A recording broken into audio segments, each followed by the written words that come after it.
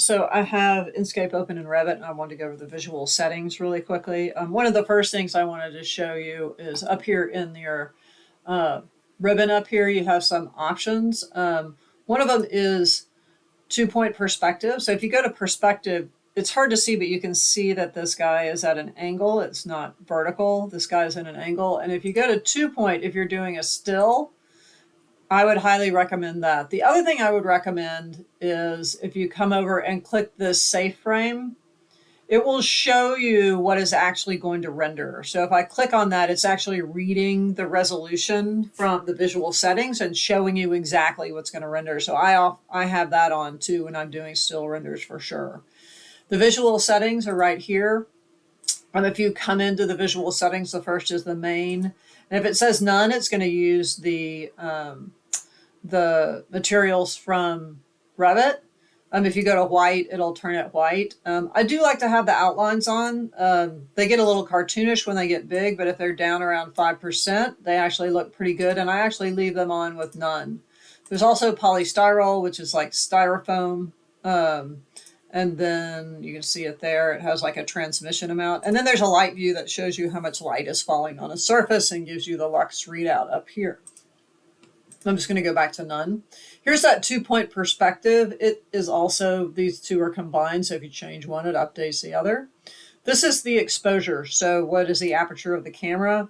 If you turn the auto exposure off, you can adjust it, separately. Or you can turn the auto exposure on. Right now it's way low. You see it's set at 12%. If I hit this little return, it'll return it to the 50%. Even with the auto exposure on, you can still adjust, the lightness and darkness of it, always returning to default by clicking on that. The field of view is a zoom. So if you want to get closer in, right, or further out. And then the depth of field, it'll start to blur it, right? You can see it blurring it, right? The more you reduce the depth of field. And you see it has an autofocus now. You can actually change the focal point, right? Further away so you can see it kind of, so it's blurring behind there, right? It's not going to blur the cubes because it's not three-dimensional. That's actually a background, but I'm just going to take that guy off. Rendering quality, leave it set to high. That's how it's rendering on your screen. You don't really need it at ultra.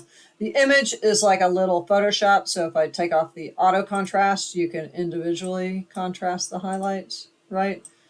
And control the darkness of the shadows if you want to control that. Or you can go back to auto contrast and it will do it for you. Saturation, turn it to black and white if you want, or just a little bit of color, or hyper color. Go back to regular. Warm versus cool temperature point. And then these effects, the motion blur is for, you can hover over these. So when it's in motion, it'll sort of blur it. The lens flare will flare the lens.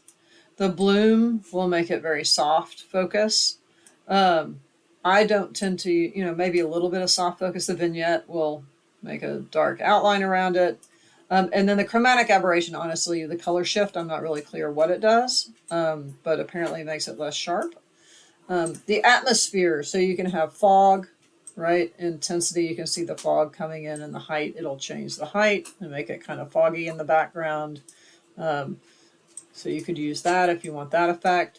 The sun brightness is kind of self-evident. The night sky, we don't have that right now, but it'll turn up the night sky. I think if I go to nighttime, right, and I have sky here, and I go to night sky brightness, it'll brighten that sky up, right? So you're getting some sort of color there, or dark.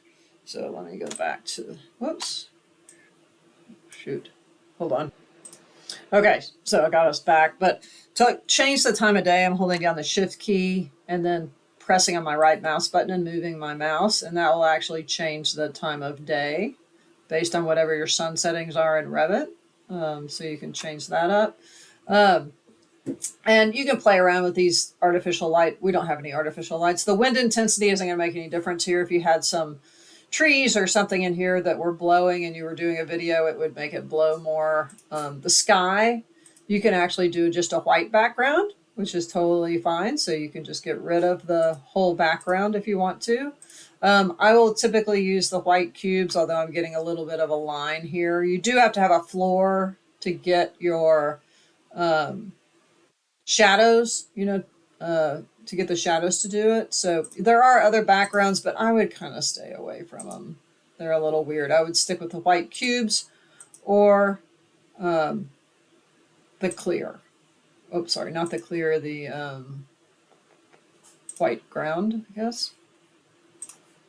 The white background. Right, that one's fine too. So I'll go ahead and that and put this back to the white cubes where it was before. And then you can have clouds. Do not have clouds on if you're doing a video. It'll make it flicker, like the sun will flicker. If you're doing a sun study, it will make it flicker. If you're doing a video where you're not moving the sun, then it's okay. But if you're moving the sun, don't have the clouds on. And then the output controls the rendering. So you can see this is set 180 to 180, so it's square, or you could go down and pick full HD. This is going to tell it how it's going to export the image. So if you export an image, it's going to do the material, object ID, depth channel, and alpha channel for you. And it's going to save it as a ping. And right now I have it going to my desktop to a folder called Enscape. The video is fine. Leave it at maximum 30. And then once you have that done, you can come in and up here is screenshot, and you can screenshot this guy. I'll just save over the test 2. So we'll save that. And it's now going to export that image out to my desktop. And then you can go into Revit and make a space on your sheet and go to Insert, Import Image, and just go grab that ping, right? And if you have the little blue, you grab the little blue dots, it'll resize it. You can also see the size over here. So if I just make this 5 inches, right, now I got a 5 inch by 5 inch rendering, and you can print it. You can also, of course, open it up in Photoshop and mess with it and then place it in here.